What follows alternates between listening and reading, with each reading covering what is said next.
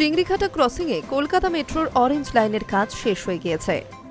এবার বেলেঘাটা স্টেশনের দু প্রান্তকে যুক্ত করার জন্য ফুটওভার ব্রিজ তৈরির তোড়জোড় শুরু করল কলকাতা মেট্রোর অরেঞ্জ লাইনের দায়িত্বপ্রাপ্ত agency rail Vikas Nigam limited. 3 বছর ধরে সেই কাজটা ঝুলেছিল। অবশেষে ওই কাজের অনুমতি দিয়েছে কলকাতা পুলিশ। আর সেই গুরুত্বপূর্ণ কাজের জন্য আগামী 1 জুন থেকেই ইএম বাইপাসে টানা 45 দিনের আংশিক ট্রাফিক ব্লক বা যান চলাচলের ক্ষেত্রে বিধিনিষেধ থাকবে। 3 বছরেরও বেশি সময় পর মিলল এনওসি।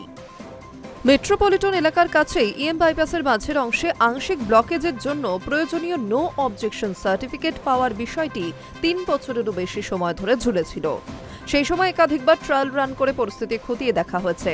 অবশেষে লালবাজারের ট্রাফিক বিভাগের কাছ থেকে এই অনুমতি মেলায় স্বস্তিতে মেট্রো কর্তৃপক্ষ। প্রকল্পের পরিকল্পনা অনুযায়ী বাইপাসের উত্তর এবং দক্ষিণ লেনের মাঝের অংশে ফুটওভার ব্রিজের মূল কংক্রিটের পিলার বা সেন্ট্রাল সাপোর্টটি তৈরি করা হবে।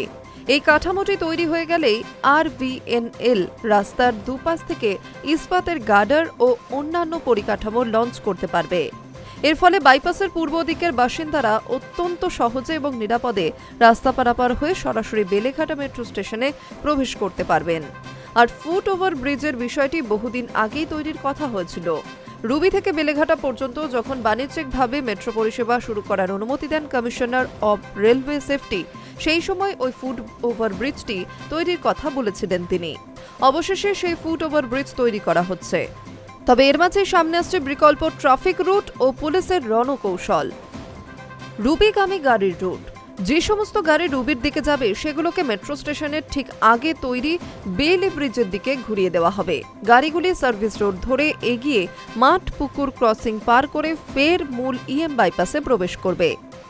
ব্যস্ত সময়ে বিকল্প পথ, অফিস টাইমে বা ব্যস্ত সময়ে যাতে বাইপাসে গাড়ির লম্বা লাইন না পড়ে তার জন্য ট্রাফিক সিগন্যালের সময়সীমা পুনর্নির্ধারণ করা হবে। এছাড়াও চালকদের সুবিধার্থে বিভিন্ন জায়গায় সাইনবোর্ড লাগানো হবে। ব্যস্ত সময়ে গাড়িগুলোকে ফুলবাগান, সিআইটি রোড এবং ক্যানেল রোড দিয়ে ঘুরিয়ে দেওয়া হবে। পরিস্থিতি সামাল দিতে ওই এলাকায় অতিরিক্ত ট্রাফিক পুলিশ কর্মী মোতায়েন করা থাকবে।